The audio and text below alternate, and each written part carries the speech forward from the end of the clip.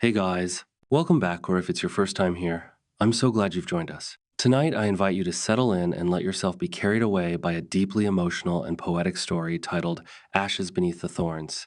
It's a quiet, haunting tale about a young mother who must hide her newborn during a time of famine and fear, and the extraordinary, silent journey of love, grief, and memory that follows. Before we dive in, if you enjoy stories that soothe your soul and help you drift off into a peaceful sleep, please take a moment to like this video and subscribe to the channel. It truly means the world and helps more gentle hearts like yours find these stories. Now, wherever you are lying in bed, curled on the couch, or simply needing a break from the noise of the world, I hope this story brings you stillness and comfort. Wishing you the sweetest dreams by the end of this journey. Now, let's begin. The snow came early that year. It fell not in a hush of grace, but in a scream sharp, flung sideways by the wind, tearing across the barren moors like a curse. The villagers of Thorn Hollow watched from behind shuttered windows, their cheeks hollow and eyes yellowing with fever. The crops had failed for the second harvest in a row. The barley shriveled before ripening. The goats birthed stillborn kids. And when the snow came, the earth sealed its mouth. In the attic of a stone cottage at the edge of the wood, a young woman knelt by the hearth. Her fingers were red and cracked, split like bark in a frost.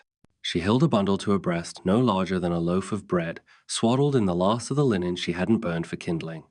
The bundle stirred, mewled, then fell silent again. The woman shushed gently, placing a trembling kiss on the infant's brow. Her name was Anwen, daughter of a cooper, wife of no one, mother by misfortune or perhaps by miracle. No one in Thorn Hollow knew of the child. No one must. For outside, the world had grown cruel in its hunger. Anwen peered through a slit in the shutter. The road was empty. But 2 days past, a group of men had come down the ridge. Soldiers without banners, eyes like empty bowls, swords rusting in their scabbards. They did not fight, only took. Bread, blankets, a daughter from the blacksmith's home. When the screams began, Anwen had placed a hand over her belly and prayed the sound would not stir the child within. Now the child was here, a girl with downy hair as dark as riverstone, skin pale like moon milk. Anwen called her Branwen after her mother who had died birthing a second child, a child who'd never drawn breath. The cottage belonged to her father once. He'd carved the beams with oak leaves and buried his wine beneath the hearth. But he was gone now, taken by the fever when the last summer died. Anwen had stayed, hiding her belly beneath layers, wearing sorrow like armor. When the midwife refused her, fearing demons in winter births, Anwen bore the pain alone, biting on cloth to keep from crying out. She had dug a shallow hole beneath the floorboards before the birth, a hollow for hiding. In it, she placed herbs to mask the scent and wrapped the inside with furs to cradle sound. She knew what they would say if they saw the child. That famine warped the soul. That a mother who fed a babe while elders starved was no longer human. That magic lived in silence, and babes who cried brought the witch hunters from the hill towns.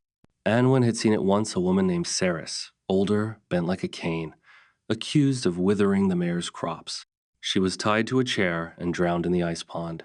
When her body floated, they said she was guilty, and burned her bones anyway. Her hut was salted, her name spat into the fire. Branwen whimpered again, and Anwen lifted her gently.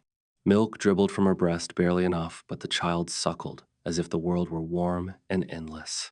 For a moment, Anwen closed her eyes. Let the sound of suckling, of breath and warmth and life wrap around her like a lullaby.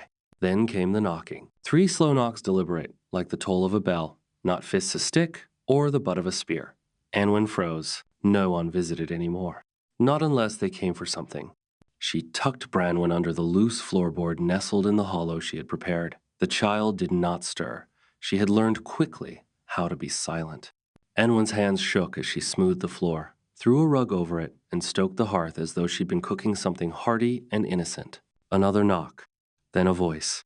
By order of the Reeve, it said, low and cold, all homes are to be searched for hoarded food and forbidden things. Anwen did not answer. Footsteps moved around the house. Snow cracked beneath boots. She counted 3 shadows through the gaps in the wall. They were not soldiers. Not with that gait. These were men from the village. Men she had once known. A cousin's friend. The son of the grain merchant. Hunger made strangers of everyone. A crack of wood her door forced open. She turned just as the first man entered. Anwen, he said, surprised. You still here? She did not smile. I have nothing. I've eaten pine bark and boiled leather. Search if you like. They did. They rifled through her father's chest, sniffed the dried herbs, kicked at the fireplace stones. But they didn't see the floorboard beneath the rug. Anwen had placed a chair leg over it, a distraction, a mother's instinct. One man lingered longer than the others. He watched her closely. You look thinner, he said, but your cheeks still have color. Anwen met his gaze. I'm dying slower. That's all. A silence, then a muttered curse. They left as they came, leaving snow and slush in their wake. When the door shut, Anwen fell to her knees. Her hands trembled as she lifted the rug, pried up the board, and reached in. Branwen was asleep, one tiny hand curled beneath her chin. Tears spilled from Anwen's lashes, falling silently onto the wooden floor. She pressed her cheek to the baby's crown. I will not lose you, she whispered. Outside, the wind howled like a mother mourning. The snow grew deeper. By the 5th week of silence from the town beyond the hills, the road into Thorn Hollow vanished entirely beneath drifts so pale they gleamed blue at dawn. The trees no longer whispered, but groaned old pines heavy with frost, bending like old women bearing the weight of too many dead winters. Anwen's world shrank. Her days were measured not in hours, but in sounds. The cry of a crow overhead, the creak of timber in the cold, the soft whimpering of Branwen when her belly ached from hunger. Time became a long hush. Memory drifted like smoke in the chimney. She had begun to ration her breath, as if even exhaling too much might disturb the air and summon notice. The baby stirred less now. Branwen's limbs, once restless and warm, had grown still and cool, even beneath the blankets. Her cheeks had lost their color, fading to the gray-blue of forgotten violets. Anwen rocked her through the nights, whispering songs her mother once sang, though her voice cracked with thirst and grief. One night, Anwen dreamed of fire. In the dream, her cottage was burning not with flame, but with snow. White fire, soft and silent, pouring through the windows and doors. It buried her, and Branwen, and the cradle carved by her father. She tried to scream, but no sound came. Only the child's eyes, wide and shining beneath the weight. She awoke, gasping, clutching Branwen to her chest. There was a sound outside, not the wind. Footsteps, slow, heavy, paused at her door. She went still, all breath drawn deep into the marrow of her bones. The baby did not stir, perhaps asleep, perhaps too weak. Un moment passed. Then the knocking came 3 sharp raps, like the ones before, but firmer, as if whatever stood outside had no need of permission. Anwen's throat closed. Not again. Please not again. But no voice followed. The fire in her hearth had gone out hours ago. The coals whispered faintly, casting a dim red halo against the walls. Shadows swayed. She rose quietly, took the small knife from beneath her skirt, the last sharp thing left in the house. She crept toward the door. No second knock came, no movement. Just the long, hollow silence of something waiting. Her hand touched the wood, cold, damp. She opened the door. No one stood there. Only footprints in the snow. They led up to the threshold and vanished. No turning away, no retreat, just gone. Her heart thundered. She looked farther, eyes adjusting to the faint moonlight. The prints were not deep, not wide. A child's, perhaps, or a woman's. But there were no other cottages nearby, not for 2 miles in any direction, and no child would wander in such frost. Anwen stepped outside, breath rising in clouds. She followed the tracks to the edge of the path just beyond the reach of the eaves. There, in the snow, lay a bundle. She knelt. It was cloth red and frayed, stiff with frost. Inside, tucked tight, was a dead crow. Its wings were missing. Its eyes were gone. And beneath it, something wrapped in linen. She peeled the edge back. A charm. Twine and bone, a piece of jaw, possibly fox or weasel, lashed to a wooden coin carved with a sun split down the middle. Her hands trembled. A witch's mark. No villager would dare leave such a thing unless they meant to name her to point a finger, or worse, to warn her. She dropped the bundle, heart thudding like a drum, ran back inside, locked the door, bolted it. In the cradle, Branwen had not moved. She felt for the child's breath faint, but there. Still there. Still there. The next day, the air grew warmer. just barely but enough to let the icicles begin their slow dripping song. A thaw had begun. With it came sound, distant hooves, a wagon. Anwen froze, peering through the shutter slat. Down the road came a cart, no insignia, no bells, a single horse pulling it. On the cart sat a hunched man in a cloak of stitched animal hides, face obscured. Two boys walked behind, one limping, the other chewing what looked like boiled bark. Scavengers, or worse takers. She ducked. They passed without stopping, but behind them trailed another figure, smaller, hooded. A girl? No, too still. Anwen watched, breath caught. Then the figure stopped, turned, and stared directly at her window. She flinched back, heart pounding, waited. When she dared look again, the figure was gone. The baby stirred. It had been 2 days since Branwen had truly fed. Anwen had no milk left. Her body could give no more. She considered the roots in the cellar. Most were mold black. There was meat in the traps, maybe. But wolves had taken to stealing from snares, and going too far from the cottage meant being seen. Still, if she stayed, they would starve. She unlatched the trap door and descended. The air smelled of rot and damp fur. Her father had once stored apples here and wine. Now there were only broken crates and claw marks on the doorframe. She took the dull hatchet and the rope. 1 hour, no more. She bundled Branwen, kissed her cheek, and whispered, "I'll be back before the frost climbs the door." She placed the baby beneath the floorboards, laid the furs, tucked the silence around her like prayer, and left. The woods had changed. They no longer whispered like old friends. Instead, they held their breath as if watching, as if listening. Anwen moved between the trees like a shadow, the hem of her skirt soaked with melting snow, her fingers stiff around the hatchet's worn handle. The rope she'd coiled across her shoulder scraped her skin through the thin fabric of her dress. She hadn't worn a cloak. Cloaks caught on brambles. Cloaks slowed you down when you needed to run. The air was thick with the smell of rot. Winter was retreating, but it left behind its dead. Squirrels, birds, a deer torn open and half consumed. The forest floor was scattered with bones and the kind of silence that followed hunger. Somewhere in the thickets, she heard something drag across leaves slow, deliberate. Not hunting, just waiting. She avoided the main paths. Her father's trails still lay hidden behind the thorn hedges, a secret maze known only to those born beside bark and root. She used to run through these woods as a child, playing fox and rabbit, collecting feathers and fallen eggs. Now every twig cracked like a scream. A thin stream cut through the western edge. There, a snare lay nestled under a bent pine. It had caught something. Anwen dropped to her knees. A rabbit, barely more than bone and hide, but still warm. She whispered thanks to the old gods not out of faith, but desperation, and quickly slit its throat. No time for prayer. She skinned it fast, hands shaking from cold and fear, then packed the meat into the cloth pouch at her waist. As she stood, a branch snapped behind her. She froze. For a moment, she heard only her own breath. Then, a voice. "You shouldn't be out here alone." Male. Deep. Not cruel, but not kind either. Anwen turned slowly. The man who stood behind her was draped in black, not a soldier's black, but peasant cloth dyed poorly with soot or mud. His boots were worn but mended. A rusted blade hung at his side. His face was mostly beard and shadow beneath a cowl. Her grip tightened on the hatchet. "I don't want trouble," she said. "Trouble doesn't care what you want," he replied. He nodded toward the pouch. "That for you or for the child you hide?" The air turned to glass. "What child?" she asked, voice steady. He shrugged.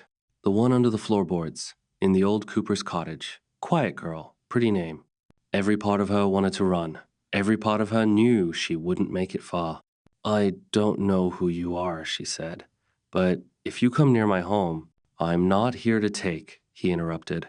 "Not from you." His gaze was not mocking, not threatening, just tired. Empty in a way that suggested he'd buried names, not just bodies. "Then why follow me?" "Because you left her," he said softly. "Ah, pausa. You left her with no fire, no milk, and no one else in the world." Anwen's knees went weak. "She's hidden," she whispered. "Safe." He tilted his head. Safe from what? The cold? The hunger? The things that walk at night with nothing left to lose? Anwen clenched her jaw. "Who are you?" He didn't answer. Instead, he stepped aside. "I'm not your enemy," he said. But if you care for that child, you need more than meat. He pointed behind him to the edge of the grove. There's a hollow tree. Inside it, a pouch. My sister left it behind when they came for her. Herbs, powdered goat's milk, dried berries. Enough for a few days. And what do you want for it? Anwen asked warily. He shook his head. Nothing. Only that you don't let her die. Not like the others. She didn't ask what he meant. She already knew. He disappeared into the trees.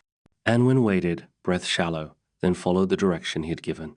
The hollow tree stood like a twisted sentinel. Inside, wrapped in waxed cloth, she found the pouch.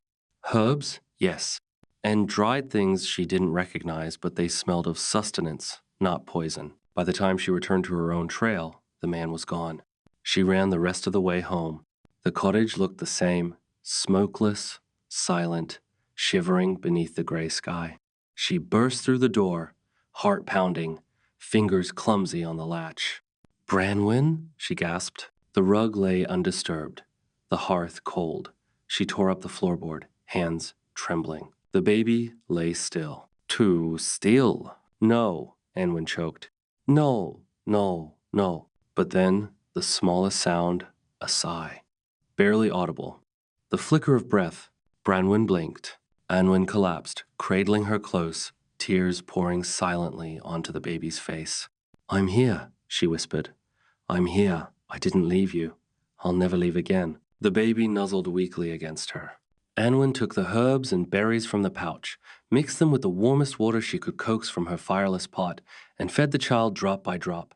That night, as the fire crackled to life for the first time in days, Anwen held her daughter and listened to the thaw outside the slow weeping of the land as ice surrendered to earth. She did not know the man's name, but she knew this. Someone had seen her pain. Someone had spared her child. And in a world gone mad with hunger and fear, that meant more than any prayer. Outside, the forest breathed again. But deep beneath the roots, something else had begun to stir. By the time the moon reached its thinning edge, Anwen had begun to count the days not by the sun, but by the weight in her arms. Branwen had grown quieter not in that easy dreaming way of infants, but in the brittle stillness of hunger and cold. Though her cheeks had flushed again with color from the herbs and milk, her bones were far too light in Anwen's hands. Each breath was like parchment being turned soft, fragile, edged with finality. Anwen slept only in short folds of time now. Dreams came in gray snatches, her father calling from the orchard, blood in the snow, Branwen crying beneath still water. She would wake to silence, afraid the world had ended while she rested. But Branwen was always there, watching her, quiet, waiting. Sometimes Anwen wondered if the child knew the world outside was no place for sound. On the third morning after her journey to the forest, Anwen found the tracks again, not hers, not the man's. Smaller, lighter, bare feet. They circled the cottage once, then disappeared toward the tree line, vanishing into a slope of ash and snow where no warmth had been. That evening, just as she placed Branwen beneath the floor for warmth and stillness, the wind shifted and Anwen heard a voice. A child's voice, singing. High, soft, wordless a lullaby without memory. A melody that curled beneath the doorframe like steam from forgotten tea. It came from beyond the shutter, then paused, then began again. Like a game.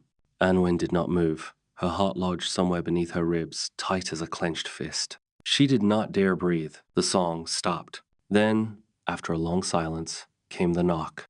Not like before. Once. Twice. Pause. Then again.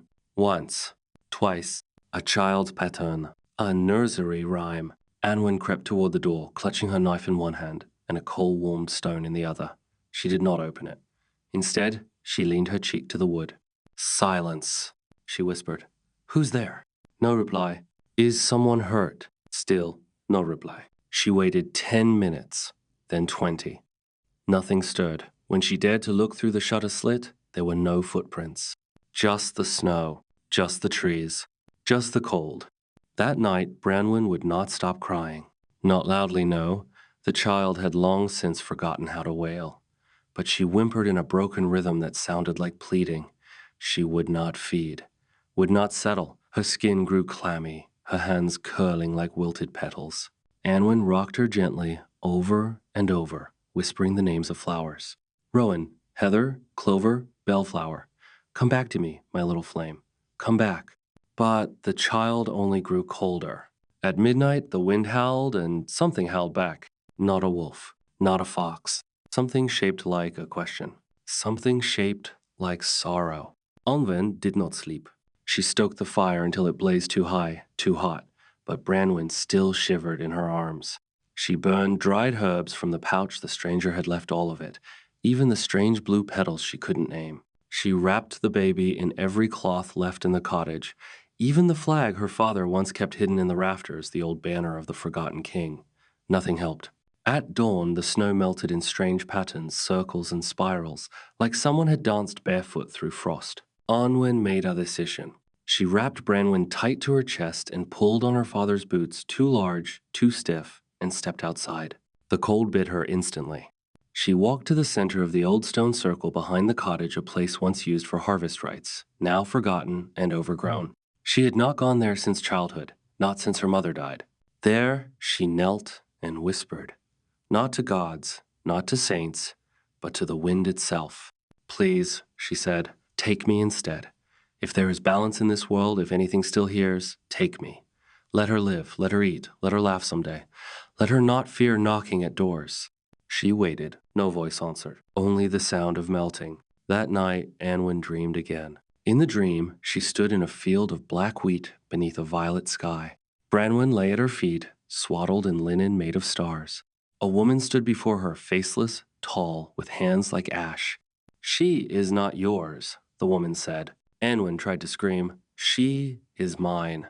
She is only borrowed, the woman replied. Like all light. Then the woman touched the child, and Branwen vanished. Anwen awoke with blood in her mouth. She had bitten through her own tongue. By morning, the fire had gone out. She rose slowly, every joint aching, every breath a burden. The floorboard was still in place, the rug undisturbed. But when she lifted the wood, her body stilled. Branwen was gone, no blood, no sign of struggle, only the empty hollow. And on the fur, where the baby had slept, a single feather, black, soft, still warm. Anwen fell to her knees. The cry she gave was not loud. It was the kind of sound that never leaves a mother's throat. The kind that leaves behind silence, and only silence. Anwen did not move for 3 days. She did not eat. She did not sleep. The wind passed through the cracks in the walls, and she did not shiver. Her lips cracked, but she did not drink. Her arms stayed locked around the empty swaddling blanket, pressed to her chest as if she could warm it into life, as if the baby still lay somewhere in its folds, waiting to be felt. The feather remained in the hollow beneath the floorboard. Black, silken, weightless, cruel. She stared at it sometimes. Other times, she hid it beneath her palm. Sometimes she imagined it had not been there at all, that she had dreamed it, as she had dreamed the woman with ash-colored hands and the violet sky. But when she blinked, it always returned, like a memory that refused to rot. On the morning of the 4th day, a frost bloom spidered across the inside of her windowpane. Its fingers etched an hourglass. She took it as a sign. Time was still moving, and she somehow still lived. She rose with the stiffness of stone. Her legs no longer trusted her. The floor was too cold, too uneven. The silence had grown into something with teeth, something that gnawed. Anwen cleaned her face with snow from a bowl. Her reflection in the basin was a stranger. Hollow cheeks, eyes ringed dark as bruises, lips bloodless. She tried to remember the last time someone had spoken her name. Truly spoken it. Not balked it, not whispered it with suspicion, but spoken it with kindness. She could not. She put on her boots again. The rope still hung near the door, but she left it behind. The trees did not greet her this time. They seemed taller, more watchful. Their bark had split in long vertical wounds, as though they too had suffered the weight of silence. Crows watched her from above, unmoving.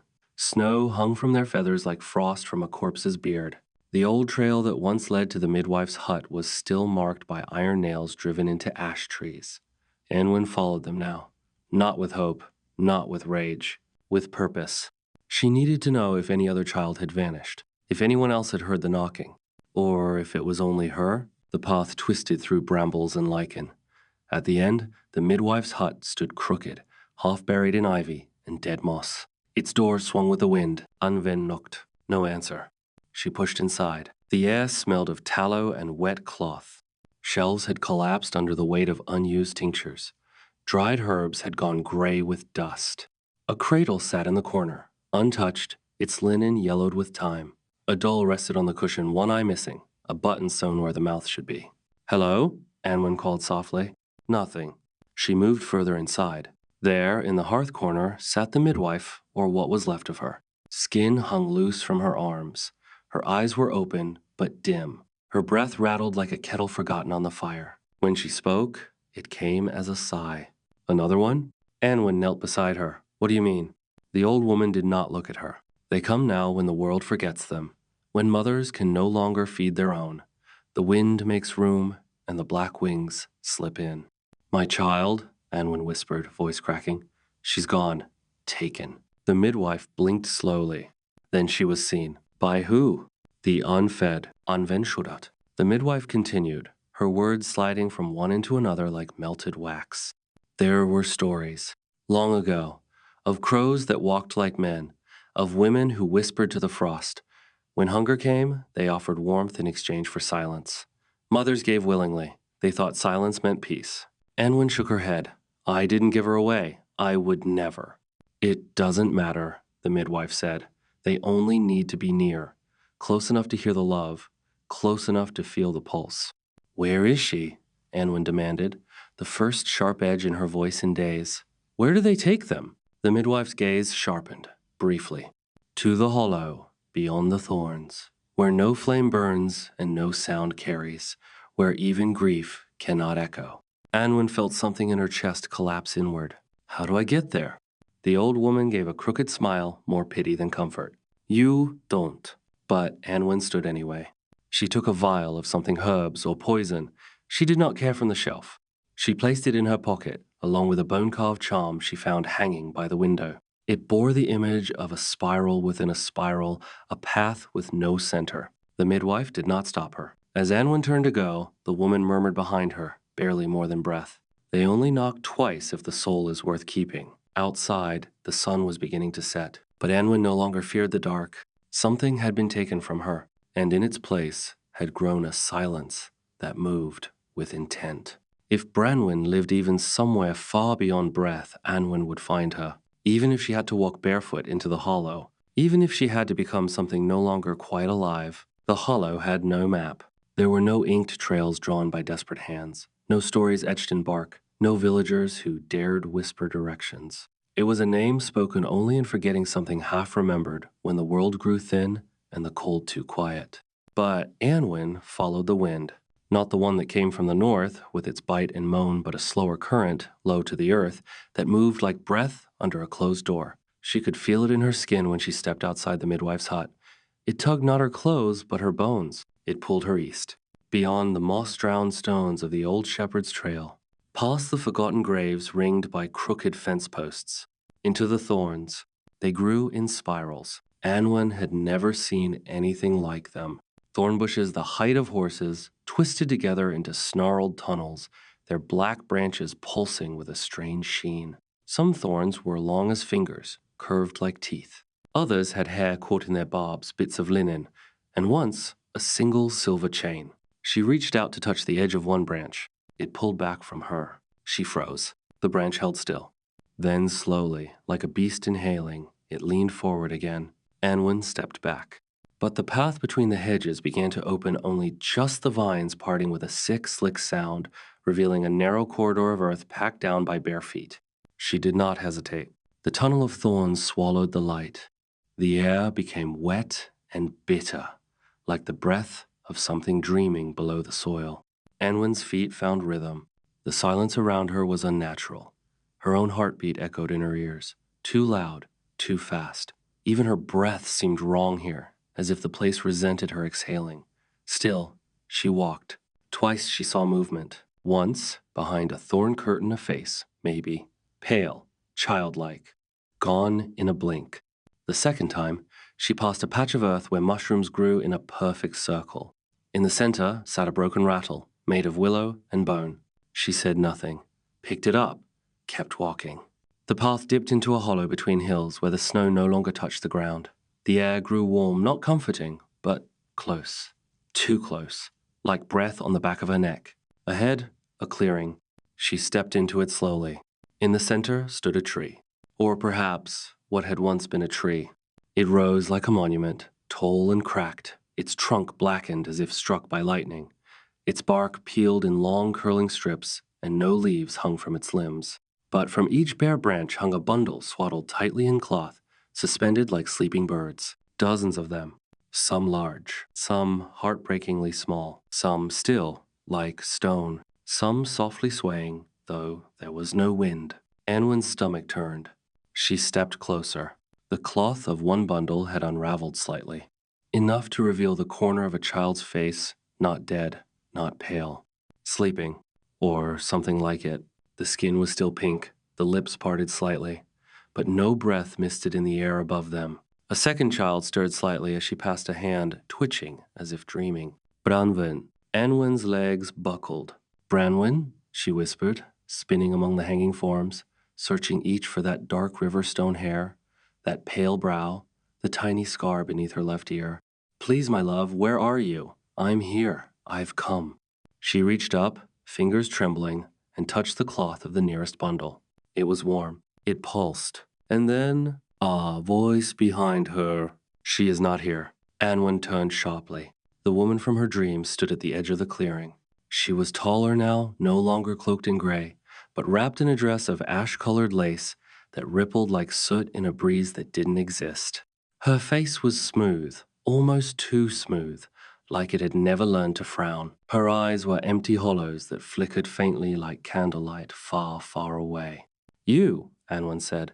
You took her. The woman tilted her head. I received her. I didn't give her. But your silence did, your absence did. Your bargain with the dark, the one all mothers make, though they do not know its price. I made no such. You left her, the woman said gently. You left her with only wood and wool and hope. You left her when the hollow called. Anwen's fists clenched. I left her to live. And she does, the woman replied. A beat. Then she lifted one hand. The thorns parted behind her. A soft humming began dozens of voices, high, childlike. Wordless lullabies sung through mouths that did not open. And between the thorns, Anwen saw them. Children, wandering, barefoot, blue-lipped, eyes glowing faintly beneath half-lowered lids. They walked in circles, in spirals, in silence. But they were not in pain, nor were they whole. Let her go, Anwen said. The woman only smiled. Why? Because I will take her place. The air stilled. Even the humming stopped. You would stay here, the woman said. In the dark, in the hollow, for a lifetime, for the chance she might grow where you never will again? Yes. Even though you will forget your name? Yes. Even though she may never remember yours? Anwen's voice broke, but did not falter. Yes. The woman blinked slowly, then raised her other hand. And the clearing fell into shadow. Anwen awoke standing. She did not remember falling asleep, nor lying down. Her hands were by her sides, her skin cold but no longer shivering. The air around her was not still, it moved like water, slow and thick, caressing her skin with invisible fingers. There was no light, yet she could see. The hollow had closed. The thorned tunnel was gone, and so was the clearing of swaddled children. All that remained was the shape of silence, vast, suffocating, and endless. And the woman was still with her. Not standing, not quite. She moved in slow revolutions as if her feet did not touch the ground. Her gown dragged behind her in strands of smoke, and her face, it had changed. It was now a mother's face. Not beautiful, not cruel, familiar, utterly, painfully familiar. Anwen blinked. It was her own face. Or what her face would be, in a life where Branwen had lived and laughed and grown. A face that had known the soft weight of a toddler's embrace, the pride of first words, the bittersweet ache of watching a daughter run too fast into a world too wide. Why? Anwen whispered. Because memory is the truest gift, said the woman in Anwen's voice, but deeper, older. And the cost of memory is pain. She walked closer. Your love burns brighter than most. That is why we came. Anwen swallowed. Where is my daughter? The woman raised a hand not to summon, but to reveal. All around them, the air rippled. Shapes began to form children in dreamlike slumber, suspended not from trees, but in the folds of shadow itself. Soft breathing, closed eyes. Some smiled in their sleep. Others twitched, as if chasing rabbits in a dream they would never reach. Among them, Anwen saw her. Branve, curled into herself like a sprout beneath earth, one tiny hand resting near her face. Her lips parted, her eyelids fluttered. Alive, but unreachable. Anwen reached out.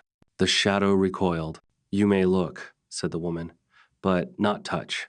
Not yet. Not here." "I told you I would stay," Anwen said, her voice shaking. "I would give myself, gladly, if she can return." The woman nodded slowly. "But you must understand. The hollow does not trade. It transforms. The pain you offer is not a payment, but a seed. It will grow into something else. It will root in your marrow. You will not scream for sound, does not survive here, but you will feel it always. I accept." Then the hollow must be sure. The world trembled. A wind blew from beneath, not cold, but ancient. It carried the scent of wet soil, old grief, and something older still. Anwen's body went weightless. She was lifted, gently but unrelentingly, into the dark. The woman did not follow. She merely watched, her hand raised in benediction or warning Anwen could no longer tell. Then Anwen fell, not down, but through sound, through warmth, through name. Her skin peeled away, first not torn, but dissolved into smoke. Then her bones. Then the weight of her memories, each stripped in slow spirals. Her father's humming beneath a cider tree, the color of her mother's apron, the shape of Branwen's mouth when she dreamed. Each one floated away like petals from a blossom in wind. She wanted to reach for them, but her arms were no longer arms. Her eyes no longer saw. Only her ache remained. The ache of a promise. She awoke in the cottage. Her cottage, but it was wrong. The hearth was lit, yet the fire made no heat. The walls stood straight, but the beams bore no carvings. The cradle was there, but it was empty and new, as if it had never been used. She moved through the house like a stranger in a dream. Her hands touched nothing, her feet left no prints. Outside, the village bustled. Children laughed. Men chopped wood. Women sang over laundry. No snow blanketed the ground. No crows circled the skies. It was spring, but none of the villagers saw her. She ran to the square. Her voice cracked the air, or should have. No one turned. She stood in the very place where, in another life, the reeve had taken the blacksmith's daughter. That day had never happened here. This was a world untouched. She fell to her knees, and then a soft hand touched her shoulder. She turned. Bronwyn, older now, no longer a newborn, but perhaps 5 years old, hair like riverstone, eyes wide with wonder. "Are you lost, miss?" the girl asked kindly. Anwen tried to speak. No words came, only a sound, faint and shaking not from her lips, but from the world around them. "Banwyn Tiltilhirhill. You look like my mother," she whispered. "But my mother is gone." Anwen's kest act. The girl reached into a small pouch and held out something. A feather. Black, soft, familiar. "She left this for me," the girl said. "Said it was the only thing that wouldn't break." Anwen reached out. Her fingers passed through it. The girl smiled. "I think she's still watching." Then the light changed. A bell sounded in the distance, and the village faded like ink in rain. Anwen stood again in the hollow, alone. But her arms were no longer empty. Branwen was gone, but her warmth remained, not in Anwen's hands. In her chest, her spine, her bones. The woman in ash stood across from her. "You are not yet one of us," she said, "but you are no longer one of them." Anwen looked down at her hands. They were pale, almost translucent, but steady.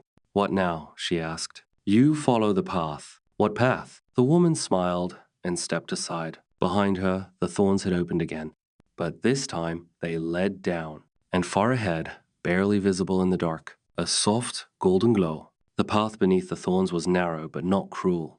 Where before the forest had seemed to conspire against her breath, this place allowed it. The brambles did not claw her skin. The dark did not crush her chest. The way forward shimmered faintly not from any lantern or flame, but from something beneath the soil, glowing like the memory of fire. Anwen walked barefoot now. She had shed her boots without knowing, The ground beneath her feet was damp but not cold. It pulsed faintly with warmth, as though the roots remembered the sun even if the sky above did not. Her skin no longer shivered. She did not hunger. She did not thirst. She did not wonder why. Pain had been left behind, not healed, only laid down, like a garment soaked with blood and rain. She walked, and the air changed. The tunnels opened wider, and stone joined root. Great slabs of forgotten masonry lay half swallowed by the earth remnants of a temple, perhaps, or a hall long buried. On some, faint carvings flickered into view as she passed.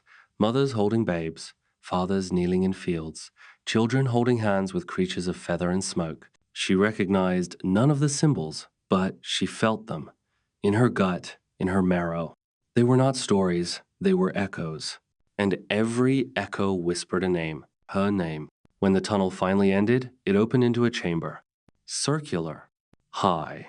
Piet. The walls were made of blackened root, knotted together like cathedral ribs. In the center, there was a ring of stone, ancient and smooth, and in the ring fire. But not a fire of wood and ash. This flame did not flicker or consume. It breathed, slowly, softly, like something alive, like something listening. Anwen stepped toward it. She did not kneel, she could not. Her knees would not bend. Her spine held her tall, though her soul felt small. She stood at the edge of the ring and waited, and the flame spoke, not in words, in memory. The scent of her mother's bread, warm from the coals, the sound of Branwen's first gasp, slick with afterbirth and moonlight. The ache of walking home alone from her father's burial, fingers curled around the last of his tools. The chill of the first knock on the door. The sound of her own breath when Branwen disappeared. The voice in her chest that had not broken, not even now. The flame showed it all, not to torment her. To witness her. To gather what had been lost. And then, at last, the fire answered. A voice rose from it. Not her voice. Not the woman of ash. A third voice. You are still tethered. You have not yet given the last thing. The one you still carry. Anwen's lips parted. What have I left? The flame pulsed. Hope. Anwen did not vape. She had no tears left. But her body shook. Hope was the thing she had cradled even in sleep. Hope was the fire she had fed when the snow fell sideways and the bread turned to mold. Hope was what she sang when Branwen could not cry. Hope was the name she had not spoken aloud. If she gave it, she knew what would come. She would no longer seek Branwen. She would no longer stand at the window listening for footsteps. She would forget the dream where her daughter called her back. She would not even remember the shape of her loss. But Branwen would live, elsewhere, whole, on Shadowwood. Anwen stepped into the circle. The fire did not burn her. It passed through her, and with it, she let go. Of lullabies, of footprints, of warmth, of waiting, of Branwen. The flame dimmed, the chamber sighed, and Anwen, what remained of her, did not fall nor vanish. She changed. Her hair drifted like ash. Her skin shimmered faintly, soft as feathers. Her eyes turned dark, not from grief, but from stillness. And where her heart had once beat loud with terror, it now echoed with calm. The hollow had accepted her. She was no longer mother. She was something older, something keeper. A keeper of those not yet lost, and those never found. When she emerged again from beneath the thorns, the sky had changed. The sun had not returned. Not entirely, but the frost had loosened its grip. Snow melted in rivulets. Crows flew overhead, not in circles, but in lines migrating, moving on. Anwen walked without leaving footprints, and though no door opened to greet her, she heard, in the distance, the sound of a newborn's cry. A single sharp gasp of life, then silence, not emptiness, peace. The world had shifted. Anwen did not feel the passage of time anymore, not as others did. Days no longer rose and fell with the sun. Her thoughts came in circles, soft and slow, like ripples in a basin left beneath the eaves. The thorns no longer scratched her. Hunger did not call to her belly. Her breath no longer smoked in cold air, because it was no longer needed. She did not speak, not out of silence, but because there was no one to speak to. And she had become something else. Not host, not spirit, not woman. A remnant, a watcher, a shadow of memory bound to root and soil and sacrifice. She walked barefoot through a world that had not noticed her departure. Thornhollow still stood.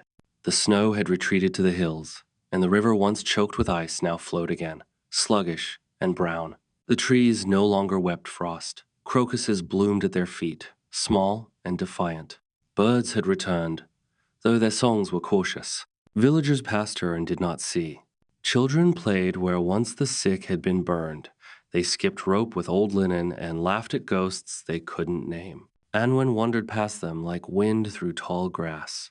Unsea, yet not without shape. One child paused, a girl with a long scar across her brow and wild hair the color of dusk. She tilted her head and frowned at the space where Anwen stood.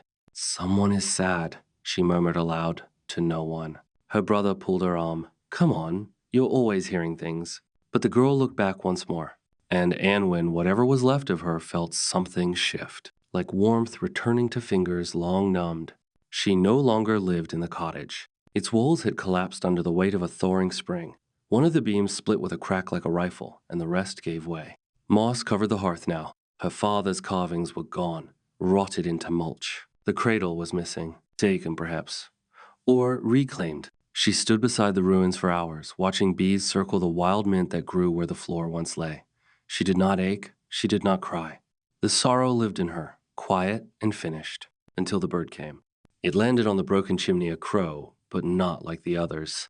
Its feathers shimmered faintly where light should not have reached. Its eyes were wrong, deep blue-gray, flecked with something that shimmered like quartz. It opened its beak, but did not caw. Instead, it dropped something from its claw. A piece of cloth, puan, dark. Anwen drifted toward it. When she touched the fabric, a sound rang in her mind, not heard, but known. A voice she once knew. Branven's, a laugh. A single bright laugh, like sunlight caught in a bell. Then it was gone. But something remained, a direction. That night, Anwen followed the crow. Not through woods this time, but across the moor, beyond the river, through stretches of land she no longer recognized. Villages she once passed through now sat empty, roofs caved, fields abandoned. Smoke rose from some chimneys, but no voices rang out. People had not left, they had withdrawn, as if waiting for the land to forgive them for surviving. She passed a chapel, long burned. Inside, candles flickered despite the lack of flame. She did not stop. The crow stayed just ahead, never too far, never too close. Like a guide that knew not to break the silence of morning. At the edge of the world, she came to the sea. It stretched endlessly, black and still, reflecting no moon. Only darkness pressed to darkness, like ink upon stone. There, atop a salt-bleached rock, the crow perched. Anwen joined it. No words passed. None were needed. In the distance, far beyond the tide, something moved. Not a ship, not a wave. A shape, round, low, covered in pale flame. An island. It pulsed faintly, like a heartbeat in the horizon. The crow spread its wings and was gone. Anwen watched the island until her eyes no longer could, and still she waited. At dawn, she found the boat. Not hers, not anyone's. It had no oars, no sail. Just a cradle carved of bone-white wood, rocking gently in the tide. Without thought, without breath, she stepped into it. It did not sink. It carried her forward, toward the place where names ended, and something new might begin. The sea did not speak. It did not roar or crash or whisper as seas ought to do. It merely held still and vast, black as an inkpot overturned across the edge of the world.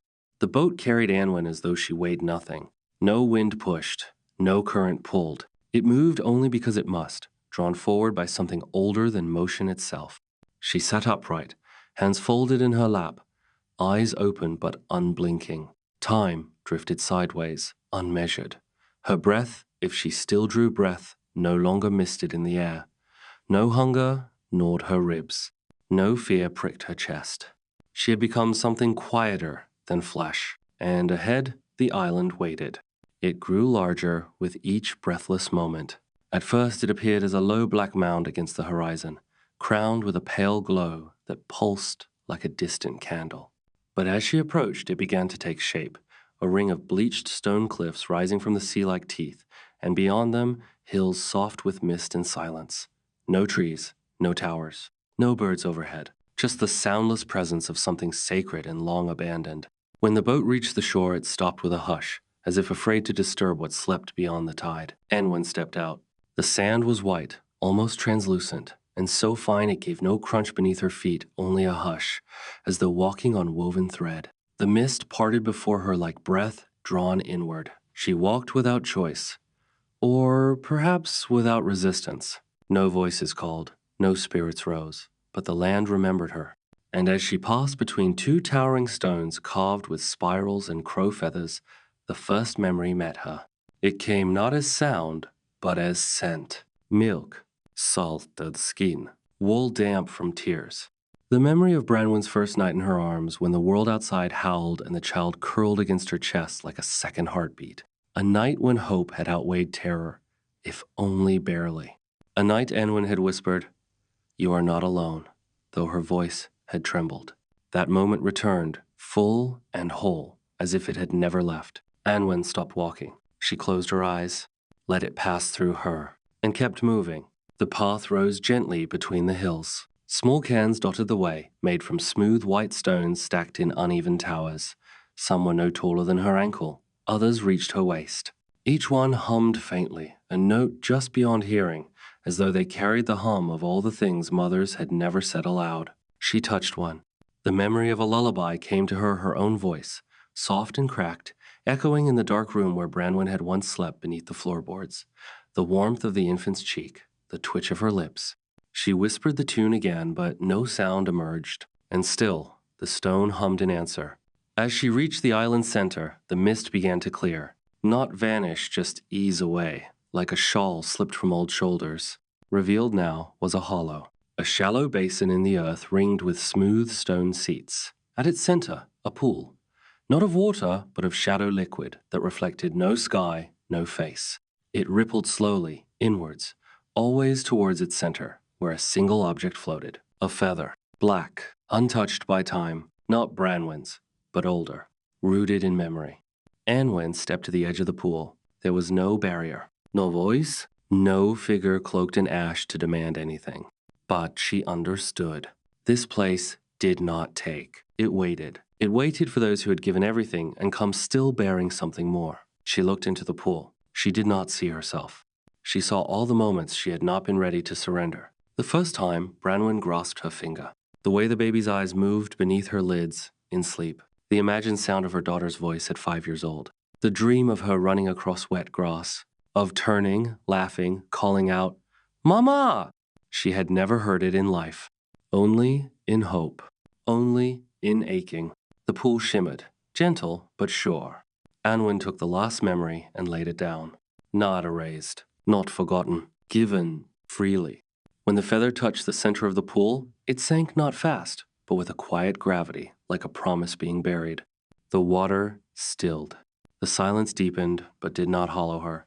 Instead, it settled, like a blanket pulled over grief, like the hush that comes after a long, honest cry. And for the first time since Branwen vanished, Anwen felt no weight pressing against her ribs, no coal behind her eyes, just stillness and peace. She sat then by the pool, not to pray, not to wait, just to be. Around her, the island did not change, but something inside her had. She did not know how long she stayed. Time passed, or perhaps it did not. She closed her eyes. When she opened them again, the boat had returned, and she, without feeling it, stood and walked toward the waiting sea. The sea was calmer than before, not still, not frozen, but quiet. It breathed in long, measured sighs, as though mourning something it had never known but had always carried. The boat swayed only once, gently, when Anwen stepped back into it. She did not look behind. The island disappeared before the horizon could claim it. No storm, no smoke, no final song. Just mist curling around its edges, folding it back into the unknown, like a page turned in silence. Anwen sat in the cradle-like vessel, hands resting upon her lap. She no longer wondered where she would go, only that she must. When the shoreline returned, it did not come with the familiar ache of home. The cliffs rose less steeply. The sands were coarse, dotted with ash-gray pebbles and driftwood dried by 100 tides. No birds greeted her, no voices drifted down, but the air held the faintest scent of rosemary, the kind that grew wild near the chapel ruins where she once lit a candle for her father. She stepped out. The boat did not drift away. It simply vanished. She didn't notice. The world had changed in her absence. Or perhaps time had gone on as it always does, slowly, stubbornly, without asking who it leaves behind. The forest she passed through now wore green like a new skin. Trees had budded again, and ferns curled upward like fingers reaching for answers. Here and there, flowers bloomed defiantly among the bramble. Bluebells, pale heather, dog violets. She touched nothing. Animals no longer fled when she passed, but neither did they greet her. A fox stared at her from a distance, not in fear, but in recognition. It bowed its head once, then vanished into the brush. She felt no weight in her body. No wind tugged her hair. Her shadow, once long and stretched, had grown thin and then forgotten. She reached Thorn Hollow at dusk. Or, rather, the place where Thorn Hollow had once been. The village was no longer a village. It had softened, sagged into earth and memory. Some cottages remained slouched against one another like weary old men. Others had crumbled entirely. Moss ruled the roofs. Ivy clawed the wells. Smoke rose only from a single chimney, that of the herbalist's hut, long close to strangers. Children played in the square, but not the ones she knew. Not the ones who had vanished. These were younger, wider. They ran barefoot, with soot on their cheeks and laughter in their throats. They did not see her. But one, a boy with a stitched rabbit in his belt, stopped mid-run and stared toward the woods where she stood. His brow furrowed. "Who's that?" he asked no one in particular. No one answered. Because they saw nothing. He stared a moment longer, then broke into a grin not of joy, but of recognition, strange and small. He turned and ran back into the game. Anwen lingered a moment longer, then turned away. The path to her old cottage had vanished beneath weeds and root. The stones of the foundation were half buried. Rain had eroded the steps. A robin had made its nest inside the hearth. She stood before what had been her life, a cradle of memory cracked open and emptied. She did not step inside. She simply watched, and then walked on. That night, she reached the clearing beyond the village, where once the blacksmith's daughter had been taken, where the harvest festivals had danced, where stories had ended before they began. There, in the pale grass, sat a woman, older. Her hair had gone gray at the temples, but her eyes were the same. She turned slowly, saw Anwen, did not flinch. Instead, she whispered, "You came back." Anwen said nothing. She sat down beside the woman, though she touched no earth, cast no bend in the grass. The woman looked forward again. "I don't know your name," she said, "but I see you, sometimes, in dreams, in shadows. You were a mother." Anwen closed her eyes. The woman nodded. "So was I, long ago." "Ah, pausa." They said, "We lost them to sickness, or to snow, or to wolves."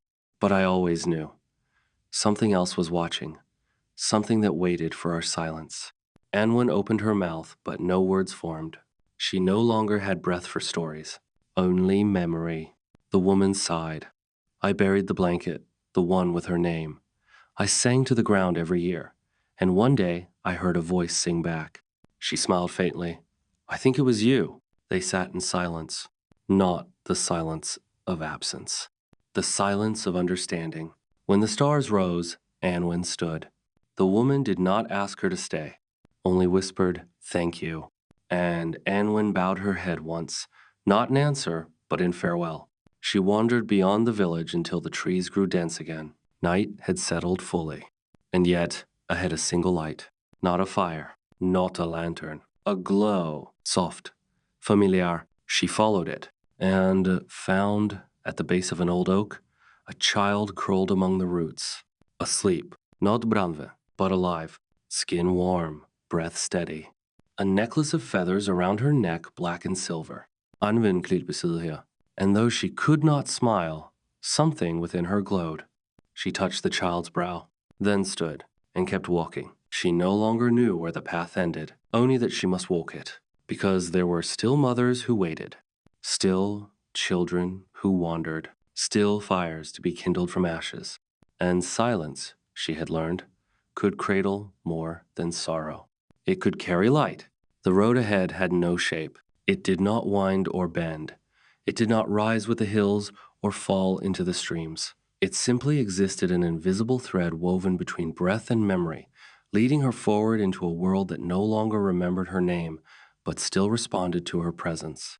Anwen walked, not quickly, not slowly, just forward. Her body was no longer a boundary. She moved like smoke through the trees, like warmth through stone, like silence through a grieving house. The air parted for her without notice. Grass did not bend, but knew she had passed. And wherever she stepped, something softened. A thorn dulled, a branch uncurled, a stone warmed. She was no longer just a mother. She was the hush between a lullaby and sleep. She was the shape of open arms in the dark. She was the name forgotten and remembered all at once. On the seventh evening since her return, the sky turned violet. Not the gray lavender of dusk, nor the bruised purple before a storm. It was the color of memory, rich and quiet, pulsing like breath held too long. Anwen reached a field she did not recognize. It lay behind what was once a monastery, now swallowed by ivy and silence. The bells no longer rang, but their echoes remained in the grass. Bees drifted lazily between blossoms. Stones carved with half-erased names stood at crooked angles in the earth. She stepped between them. At the center, a boy knelt beside a grave too small. His back was to her. His shoulders were thin beneath his threadbare shirt. His fingers clutched something, a ribbon, perhaps, or a strip of cloth. He whispered to the earth, not with words, but with longing. And Anwen recognized him. Not his face, his grief. He turned slightly as if sensing a breeze. But there was no wind, only her. She did not speak. She knelt beside him. And the boy, still staring at the grave, said softly, "She wasn't heavy when I carried her." Anwen's chest ached with a sorrow that was no longer sharp, only deep. "She was so small," the boy continued, "but I felt like I was holding the sky." He reached into his coat and pulled out a stone, smooth, warm, wrapped in twine. On it, a name had been scratched by hand. May. "She liked songs," the boy said, "but I don't know any." Anwen closed her eyes, and then, without lips, without sound, she gave him one. A song carried not by voice, but by memory. The same song she had once hummed while rocking Branwen in the dark. The boy did not flinch, but his breath caught, and he whispered, "That's the one." Later that night, when he had gone, Anwen remained. She sat beside May's grave beneath a sky full of stars no one had named, and she thought of names. Her own had faded long ago. Even mother now felt like a dream spoken through a veil. She wondered what remained, not what she was, but what she had become. In the weeks that followed, stories began to spread. First, in whispers, then in firelight, then, in the spaces between sleep and waking, a figure walking the edge of the forest, silent as breath, bringing warmth to homes where babes would not cry. A hush in the air when grief grew too loud, softening the sorrow just long enough for the tears to fall. A shadow beside cradles, humming songs no one remembered teaching. She became known not by name, but by feeling. The way dusk feels in the hands, the way a child feels just before sleep, the way love lingers after loss. Some called her the Ash Woman. Others called her the Hollow Mother. But most never spoke of her aloud. They simply knew. And then, one day, a woman stood in the ruins of Thorn Hollow. She was old now, her hands mapped with time, her face lined with the lives she had carried. A granddaughter clung to her skirt, wide-eyed and curious. "Who lived here?" the girl asked. The woman smiled. "A family once." "Are they gone?" "Not gone," the woman said. "Just further than footsteps." The girl looked up at the sky. And for a moment, just a flicker, she saw a shape in the light. A woman of shadow and fire, holding a feather, smiling, though her lips did not move, and the child did not cry. Because the silence was warm, because someone was listening, because somehow she knew. The name beneath the ashes had never been lost, only whispered, only waited for. There was a place beyond the border of maps, a stretch of wind-worn moor where nothing had roots but sky and memory. It was not marked by stones or fences. No path led to it, yet those who needed it found their way. They called it the Kindling Field, not because fires were lit there, no flame had touched its grass in centuries, but because it was a place where something always began again, quietly, without fanfare, just enough to keep the dark from swallowing the world whole. Anwen stood there now. She did not remember how she had come. She no longer remembered coming at all. She simply existed in the field, as she did in the forest, the sea, the hollow, and the hush between the cries of children who were not yet lost. The field breathed around her hills, rolling like old sighs, grass bending beneath weightless wind, the horizon drawn soft like a page not yet written, and from across the moor, someone walked toward her. Not a child, not a ghost, a woman, strong-legged, broad-shouldered, with the eyes of one who had walked through fire and carried others out. She moved without fear, without pause, as though she knew precisely where she was going.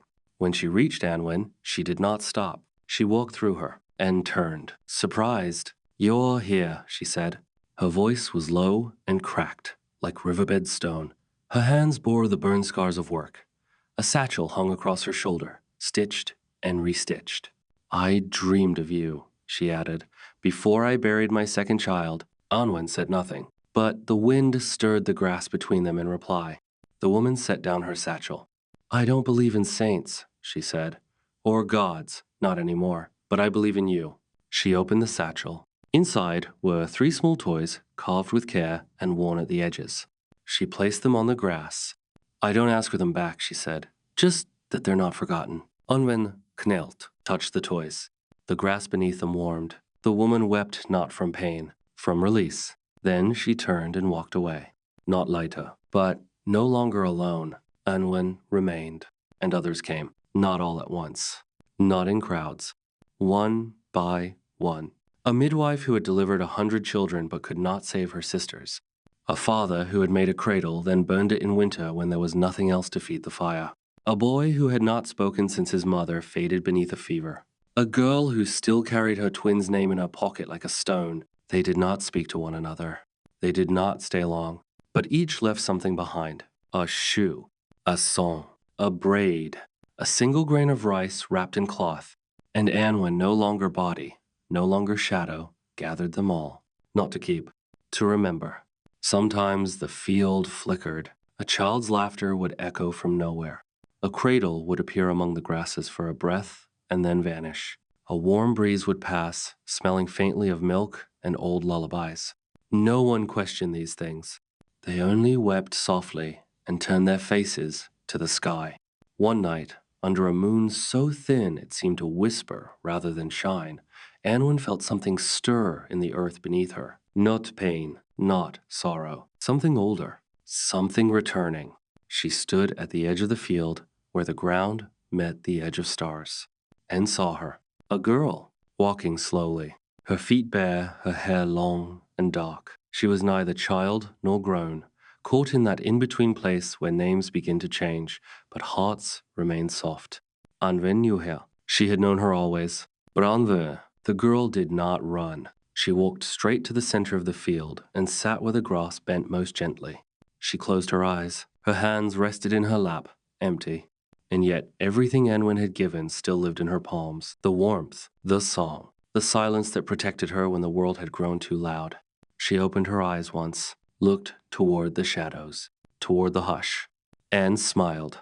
"I remember," she whispered. Then she slept, not in death, in peace. Anwen did not vape. She knelt beside the girl, laid a hand just above her brow. And for the first time in what felt like lifetimes, she felt warm. The grass rustled gently. The stars blinked once, and a soft ember no larger than a moth's wing flickered into being between Anwen's fingers. She did not hold it. She let it rise.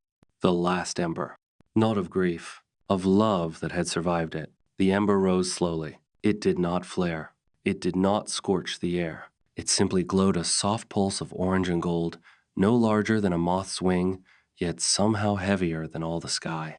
Anwen watched as it hovered above Branwen's sleeping form. She did not move, did not reach for it, did not claim it as hers. The ember was not a gift. It was a return. A fragment of love unbroken by death, unbent by forgetting. And the world, silent and still, noticed. The kindling field held its breath. Not a wind stirred, not a blade of grass shifted. Even the stars seemed to pause, as if remembering what it meant to be small and full of wonder. The ember lingered suspended in the air, just above Branwen's brow, like a kiss yet to be placed. And then it moved. Not upward, into the sky, nor downward, into the soil, but outward. It began to drift through the field, slow as breath, tracing a path through the night. Where it passed, the earth shimmered. Flowers long forgotten bloomed moon-colored petals opening with no stalks, growing in silence then fading into memory once more. Stones that had stood cold for centuries flushed warm beneath its glow. Names carved in grief were briefly made clear again. The ember did not bring life. It brought remembrance, and that was enough. Anwen followed it, not with feet, not with thought, but with presence.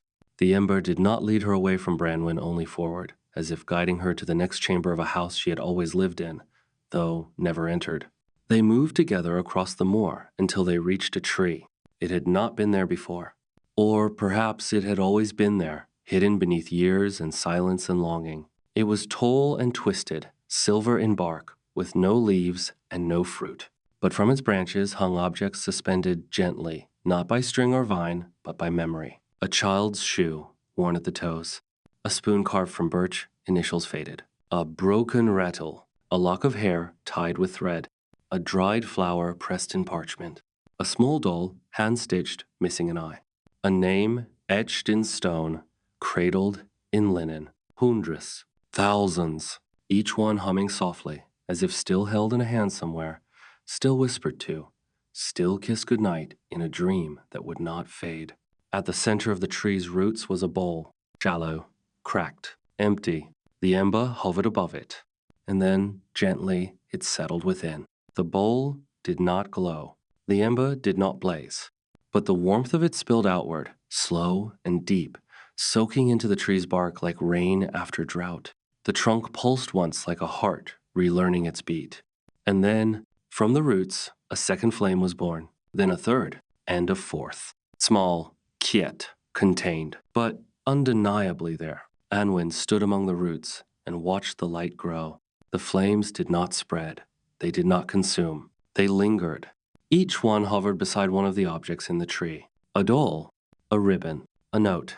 And where the flames touched, the memories behind them stirred awake. Not fully. Not in pain. Just enough. Enough to remind the world that love had happened here.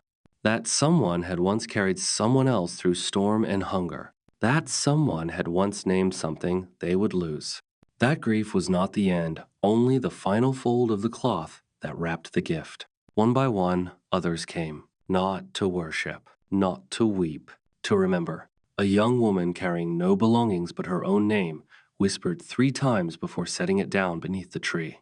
An old man with eyes clouded by age but clear with purpose, who placed his wife's comb gently between 2 roots. A child who had never known the mother who bore her but somehow knew to leave a drawing tied with grass. They did not speak to Anwen. They did not need to. They saw her, or the presence she had become, and nodded, not in reverence, but in recognition. Here was someone who had waited longer than they ever could. Here was someone who had already made the fire. They had only come to warm their hands. The flames never grew taller. They never reached the sky, but they did not die. And when the wind did return, soft, steady, smelling of rosemary and smoke, it carried their light with it. Not to consume, to share. To drift into windows left open for the breeze, to press gently against the cheek of a mother rocking an empty cradle, to curl into the pocket of a child who never knew why they felt safe in the dark. And when Anwen returned to the field once more, Branwen was gone. Not finished, not taken, gone the way embers go when the fire is finished. Not extinguished, only passed on. The grass where she had lain was warm, the air still held her breath. And Anwen, still and steady, knelt in the spot where the earth remembered her daughter's sleep. She did not need to stay. She was already everywhere. But for a moment she lingered. One last moment. Like the last note of a lullaby, carried far enough to reach someone still awake. There is a place inside silence where even grief falls still. A hush, not of forgetting, but of fullness. Not absence, but completion. Anwen had reached that place. She had no words, for she no longer needed them. Her presence, thin as frost but warm as sleep, drifted across the field and the roots of the memory tree. Where once her footsteps had softened soil, now even the wind folded around her as though not to disturb what remained. She did not weep. There was no weeping left to do. The world had shifted once more. Not outwardly, not with storms or fire, but in the small ways that matter more. The villagers of Thornhollow, now scattered to hills and river valleys, began to speak of quiet blessings. A fevered child would wake in the night and whisper that she dreamed of a warm hand on her brow. A midwife would pause mid-birth, feel a shadow pass across her shoulder, and know that no one would die that night. A father who had buried his only son beneath willow roots would wake from a dreamless sleep and find a single feather on his windowsill, black and soft and wholly still. No one claimed these things. No one tried to prove them. But each time they happened, something in the world lightened, like the edge of sorrow being turned back ever so slightly, thread by thread. Anwen walked once more, not to flee, not to search, to say goodbye, not to others they would not hear her, but to the pieces of herself that had stayed behind in the corners of her old life. She returned to the stone well behind her father's house, now dry, its bucket long rotted. She touched the rim. The moss parted slightly, as if welcoming her back. For a moment, she saw herself again young, arms sore from pulling the rope, her father's voice calling down to her with quiet pride. She smiled then, just a little. That version of her was gone, but not lost, just carried elsewhere. She passed the fallen chimney, half buried in snowmelt, where she once stood after Branwen was taken. A crow perched there. It did not flee. Its eyes were old, not wise, not wild, just knowing. It cawed once, low and ragged, then took flight. A single feather drifted down in its wake. Anwen caught it, though she had no hands. The feather glowed faintly for a moment in her grasp, then vanished, not blown away, simply gone, like a name being whispered for the last time into someone who would never forget it. At the edge of the wood, where the heather grew wild again, she found the chair. It had been placed recently not by her, not by memory, but by someone who still believed in remembering. The wood was worn smooth by sun and wind. On the seat, a threadbare shawl. On the ground, a stone with no name. Tucked beneath it, a note. She could not read the words, but she knew them. For the one who waited longer than we asked her to. For the one who gave without being seen. For the one who stayed when no one stayed with her. She remained by the chair as the sun fell low. The light turned gold, then rose, then silver. And still she sat. When night settled in full, the world seemed to lean inward, as if listening. A sound rose not from the earth, not from the sky, but from the hush between. A lullaby. She recognized it. It was her own, not sung, not hummed, only remembered. By a girl asleep in another village, by a mother who had once buried her grief in ashen prayer, by a woman who had given birth to silence and found in it not emptiness, but light. Anwen stood. No wind stirred. But the stars had drawn closer. They blinked now like soft eyes, not watching, welcoming. And there, just beyond the field, a path opened, not marked by stone or root or road, only by the feel of something waiting to receive her. Not a throne, not a cradle, just stillness, a final place. She looked once behind her, not to cling, only to acknowledge. The field remained, the tree remained, the embers remained. She would not need to tend them anymore. They knew their warmth. Others would come, others would remember.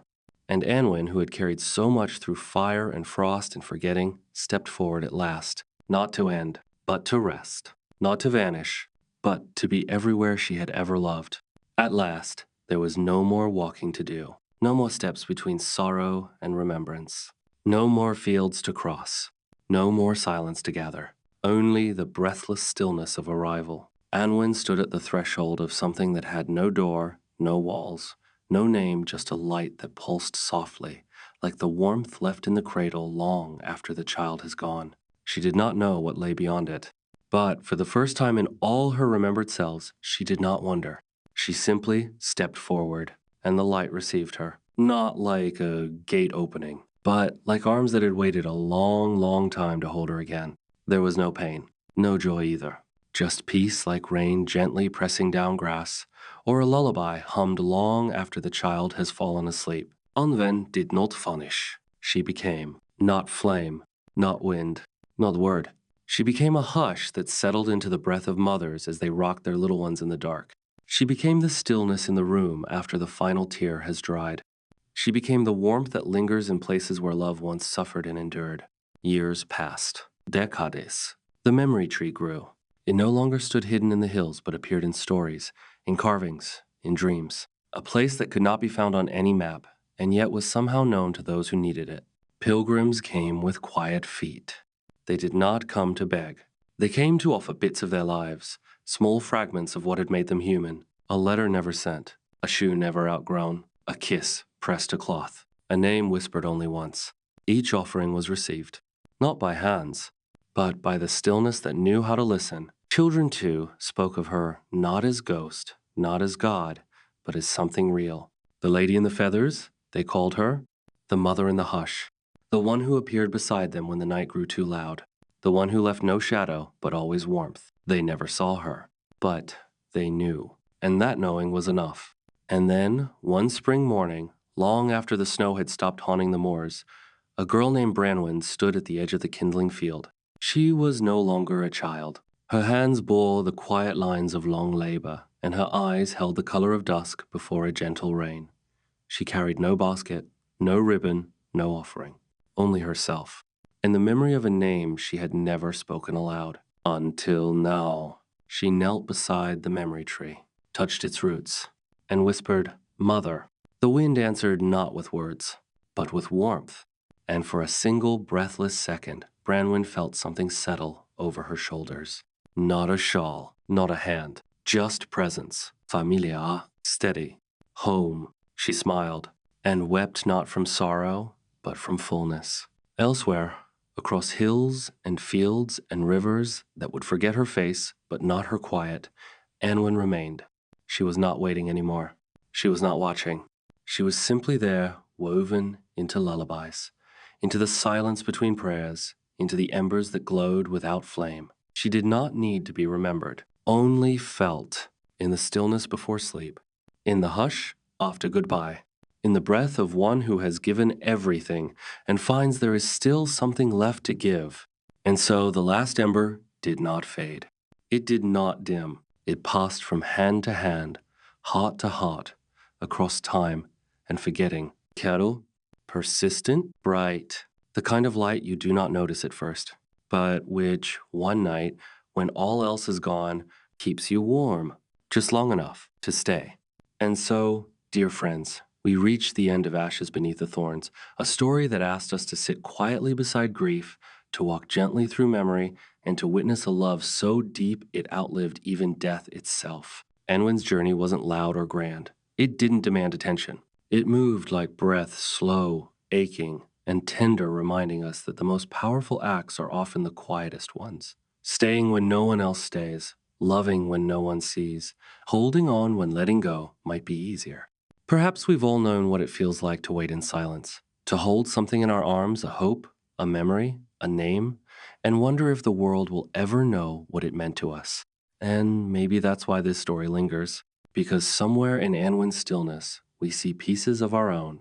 But just as she discovered, even the smallest ember of love can light something eternal. Even in the absence of noise, something beautiful survives in lullabies and feathers and warmth that cannot be touched but is still, somehow, felt. If this story touched something inside you, thank you for letting it. And thank you for choosing to be here with me tonight. I'm so grateful for your presence on this channel, for your time, your heart, and the quiet space we create together with every story we share. Before you go, if this tale gave you comfort, please consider giving the video a like and subscribing so we can keep bringing stories like this to others who might need them too. Now, I wish you the most peaceful, healing, and gentle sleep. Let the silence cradle you. Let your breath slow. And let the last ember carry you into the softest dreams. Good night.